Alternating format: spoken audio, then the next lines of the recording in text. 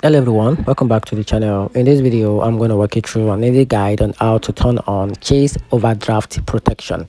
So to get started with the guide, so if you're on the Chase mobile app, open the Chase app, then log into your account, then tap the free line menu at the top left or bottom right.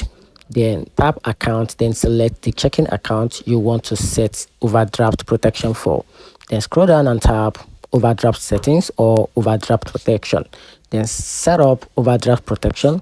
Then choose the backup funding source. For example, a linked Chase savings account, credit card, or a line of credit. Then tap save or confirm.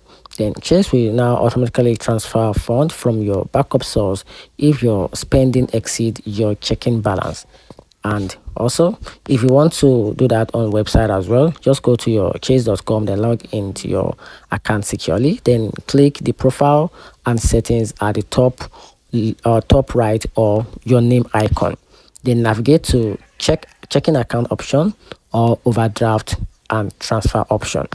Then what that is done, find the checking account you wish to protect and click edit or set up. Then from there, overdraft protection. Then select your backup source, which is saving or credit line or credit card.